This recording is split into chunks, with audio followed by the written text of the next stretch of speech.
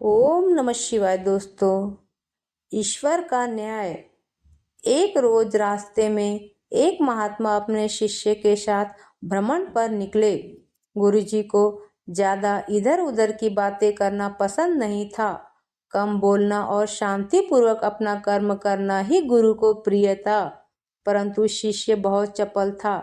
उसे हमेशा इधर उधर की बातें ही सूझती। उसे दूसरों की बातों में ही बड़ा आनंद आता था। चलते हुए जब वो तालाब से होकर गुजर रहे थे तो उन्होंने देखा कि एक धीवर नदी में जाल डाले हुए है। शिष्य यह शब्द देख खड़ा हो गया और धीवर को अहिंसा परमो धर्म का उपदेश देने लगा। लेकिन धीवर कहाँ समझने वाला था। पहले उसने टाल मटोल करनी चाहिए और बात जब बहुत बढ़ गई तो शिष्य और धीवर के बीच झगड़ा शुरू हो गया।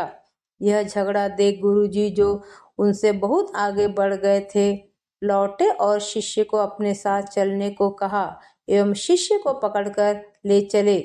गुरुजी ने अपने शिष्य से कहा, बेटा, हम जैसे साधुओं का काम सिर्फ समझाना है, लेकिन ईश्वर ने हमें दंड देने के लिए धरती पर नहीं भेजा है।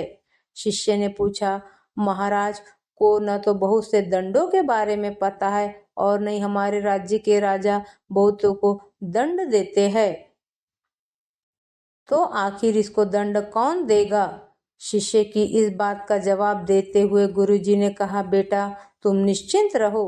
इसे भी दंड देने वाली एक अलौकिक शक्ति इस दुनिया में मौजूद है, जिसकी पहुंच सभी जगह है।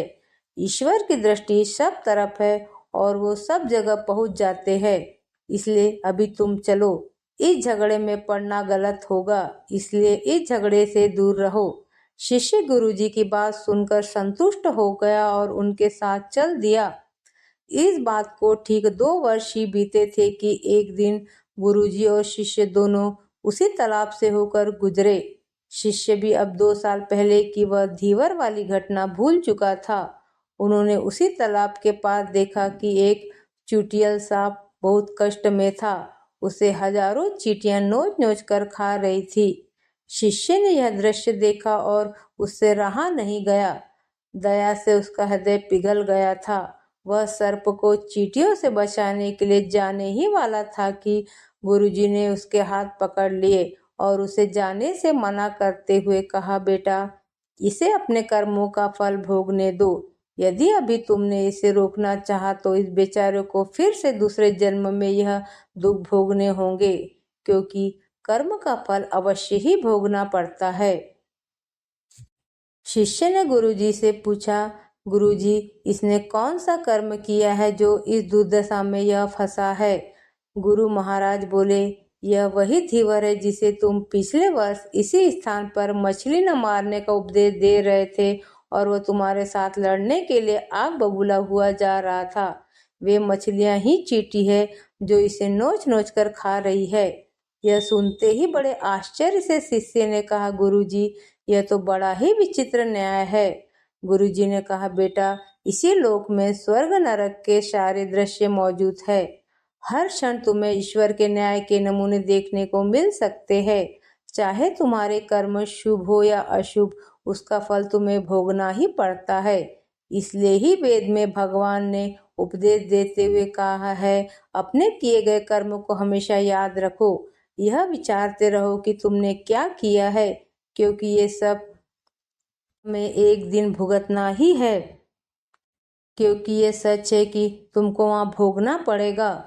जीवन का हर क्षण कीमती है, इसलिए इसे बुरे कर्म के साथ व्यर्थ जाने मत दो। अपने खाते में हमेशा अच्छे कर्मों की बढ़ोतरी करो, क्योंकि तुम्हारे अच्छे कर्मों का परिणाम बहुत सुखद रूप से मिलेगा। इसका उल्टा भी उतना ही सही है।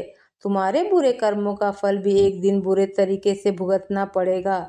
इसलिए कर्मों पर ध्यान दो, क्योंकि वो ईश्वर हमेशा न्याय ही करता है। शिष्य गुरुजी की बात स्पष्ट रूप से समझ चुका था। यह 100% सच है कि ईश्वर हमेशा सही न्याय करते हैं और उनके न्याय करने का सीधा संबंध हमारे अपने कर्मों से है। यदि हमने अपने जीवन में बहुत अच्छे कर्म किए हैं या अच्छे कर्म कर रहे, तो उसी के अनुरूप ईश्वर हमारे साथ न्याय करेंगे।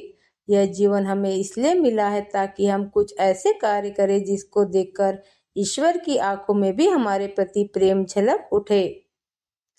अगर आपको ये कहानी पसंद आई तो चैनल को लाइक और सब्सक्राइब करना न भूले। ओम नमः शिवाय।